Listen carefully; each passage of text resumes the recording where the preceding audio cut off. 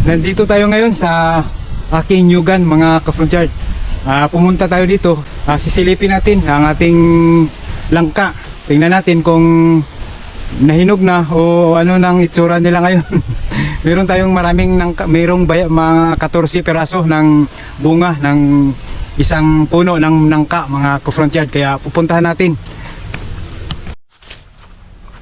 Ngayon ay sumaglit lang ako sa pagpunta rito para sisilipin lang ang ating puno ng langka.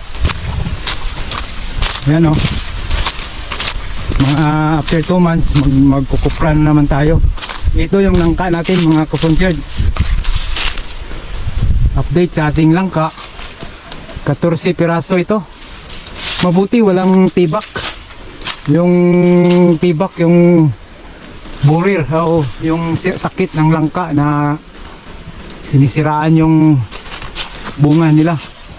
Ayan o, dami.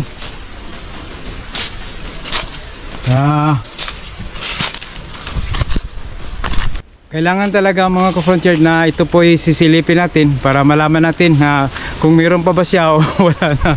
Kasi pag wala na, sigurado unahan na tayo ng mga magnanakaw.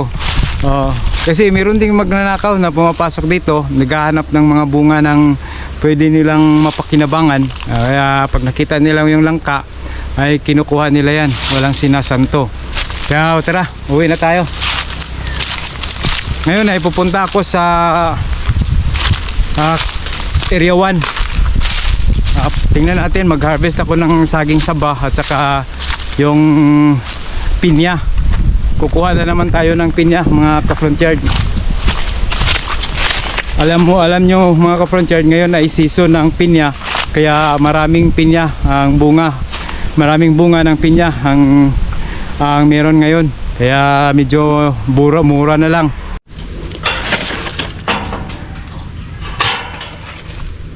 Ngayon ay nandito na tayo mga ka-frontier sa area 1. Bagong linis ito, nililinis natin. Yung mga suha natin ay meron ng bunga. Malaki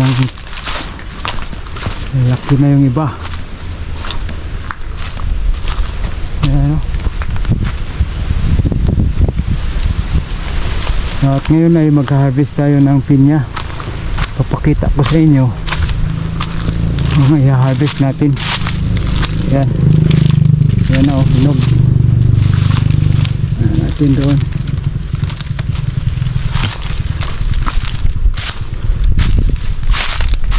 Meron pa. Ayan o, tingnan natin dito. Ito ang maliit kong pinyahan, unti-unting dumarami dahil kada harvest natin ay tinatanim natin yung mga seedling. Ayan o, hilog na. Ayan, i-harvest ko yan mamaya.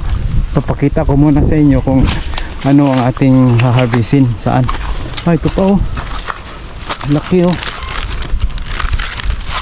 daming hinog mga ka-frontier. Ayan o, ayan pa, ayan pa.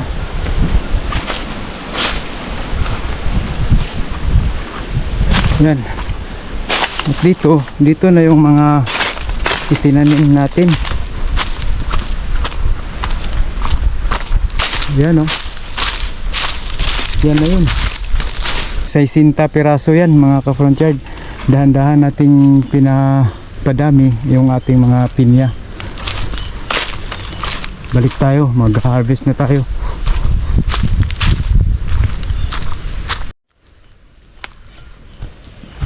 Mayroon din tayong saging saba na nabali, pero may hinog na o. Pwede nang pitasin yan. Tamang tama yung pagpunta natin.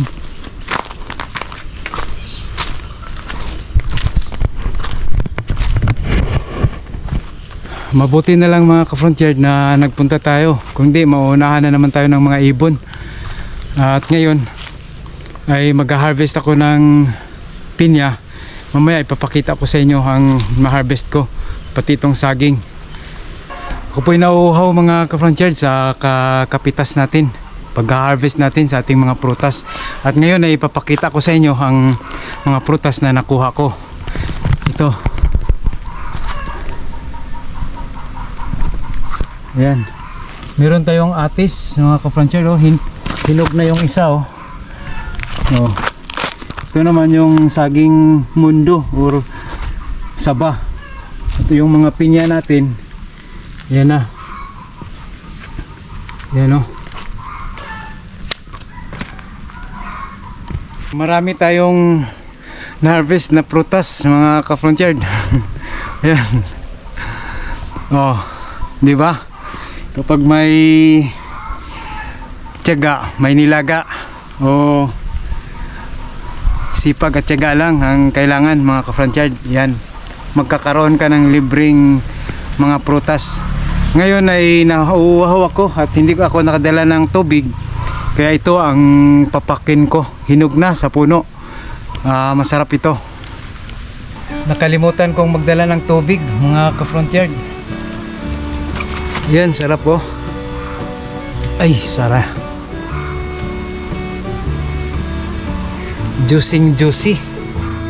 At sa puntong ito, habang ako ay kumakain ng hinog at matamis na atis, ay nais ko pong babatiin ang aking subscriber na nasa malayo pang lugar ng Dallas, Texas. Ay nais ko pong iparating ang aking taos-pusong pagbati sa kanyang kaarawan galing sa front yard ni Joe. Maligayang kaarawan kay Mr. William Chong na nasa malayong lugar pa ng Dallas, Texas. At shout out din sa lahat ng Chong family. Maraming salamat po sa palagiang panonood ng aking mga video.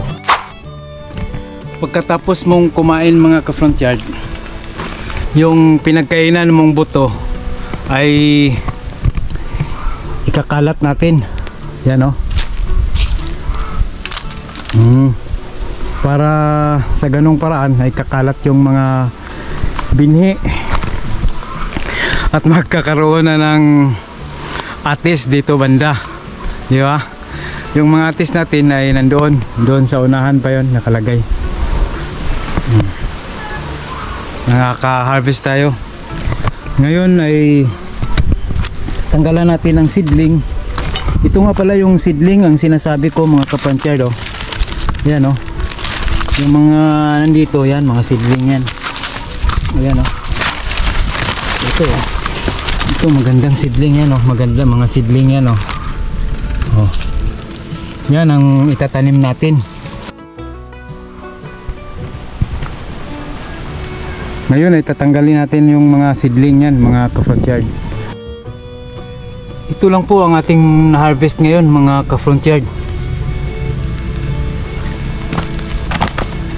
Meron na tayong libreng prutas. Yung iba ibibenta natin. Mula dito sa isla ng Panggangan, lungsod ng Calape, Bohol, magandang araw at ito ang front yard ni Joe. Yun lang po, mga ka-frontier. Maraming salamat po sa inyong pagpanood. Ingat po kayo lagi. God bless. Bye-bye.